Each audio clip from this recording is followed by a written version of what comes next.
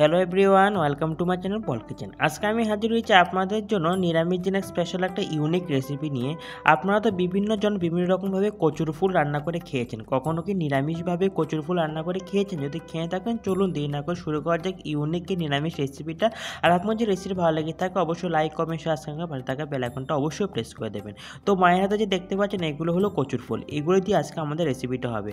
তো প্রথমে কচুর ফুলের যে অংশটা কেটে ফেলে দিয়ে ভেতর থেকে অংশটাকে ভালো করে চেক করতে হবে, তা না হলে কি অনেক সময় পোকামাকড় থেকে যায়। আর ভেতরে যে এই পুষ্পতন্ত্রটা আছে এই পুষ্পতন্ত্রটা কিন্তু ফেলে দিতে হবে, তা না হলে কিন্তু একদম চুলকুবে গলা।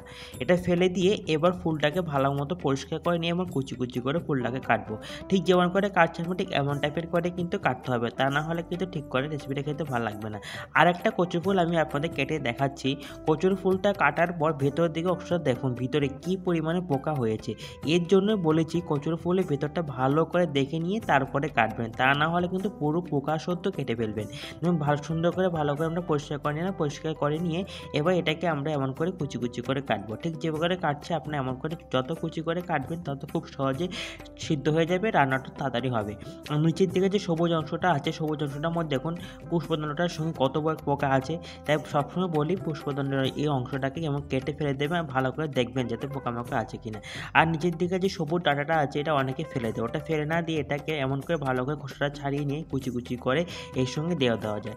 এমন করে আমরা কিন্তু একটা ডাঁটাও ফেলে নিই, সবগুলোটাকে এমন করে কুচি করে কেটে নিয়েছি পরিষ্কার করে। আর এদিকে দেখুন ফুলগুলোকে কি সুন্দর করে কুচি করে আমরা কেটে নিলাম। এখানে একটা ওভেনে কড়াই বসিয়ে এবার কিন্তু ফুলগুলো কেটে রাখা ফুলগুলো আমরা কড়াইয়ের মধ্যে দিয়ে দিলাম।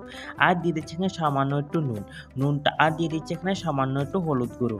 এবার নুন হলুদ গুঁড়োটা দিয়ে সব কটা আমাকে একটু ভালো করে মিক্স করে নিচ্ছি। আমি কিন্তু এখানে এক ফোঁটাও জল দেবো না, এই ফুল থেকে যে জলটা বেরোবে ওই জলের মধ্যেই শাকটা পুরোপুরি সিদ্ধ হবে।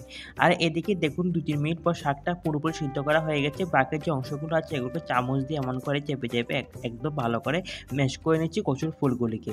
দেখুন কি সুন্দর করে ভালো করে ম্যাশ করে নিচ্ছি। আর এদিকে দেখুন সবকটা কি সুন্দর করে ম্যাশ করা হয়ে গেছে, একদম পুরো নরম হয়ে গেছে কচুর ফুলগুলো। এবার আমরা এগুলিকে নামিয়ে নেব। এবার ওভেনে একটা কড়াই বসিয়ে দিলাম পরিমাণ মতো তেল। আপনার সাদা তেলের পরিবর্তে এখানে আপনারা লাল তেলও ব্যবহার করতে পারেন। আর এখানে দিয়ে দিচ্ছি, এখানে তেলটা গরম হয়ে গেলে দিয়ে দুটো শুকনো লঙ্কা, 2 তেজপাতা দিচ্ছি, পরিমাণ মতো 5 ফোড়ন দিয়ে ফোড়নটাকে একটু হালকা লালচে করে আমরা ভেজে নিচ্ছি। দেখো ফোড়নটা লালচে করে ভাজা হয়ে গেল। এবার আমি দিচ্ছি এখানে 1 চামচের মতো হিং।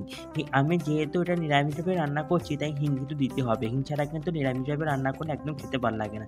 আর হিংটা এমন করে তেলের মধ্যে একটু ভেজে নেবেন, তা নাহলে হিংয়ের একটু কাঁচা গন্ধ থেকে যায়। দেখো হিংটা লালচে ভাজা হয়ে গেছে, দিয়েছি আদা বাটা, লঙ্কা বাটা, জিরে গুঁড়ো দিয়ে মশলাটাকে এমন করে ভালো করে আমরা কষে নিচ্ছি। মশলা কষে গেছে, এবার আমরা যে সিদ্ধ করে রেখেছিলাম কচুর ফুলটা দিলাম, দিয়ে সবকটা উপকরণকে মশলার সঙ্গে একদম ভালো করে আমরা কষিয়ে নেব।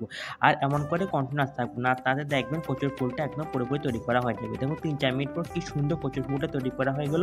পুরো কচুর ফুলটার রেসিপিটা একদম কি সুন্দর করে চামচে উঠে এলো, তৈরি করা হয়ে গেল গরম গরম রেসিপিটা। এই রেসিপিটা কিন্তু আপনারা অবশ্যই বাড়িতে ট্রাই করবেন।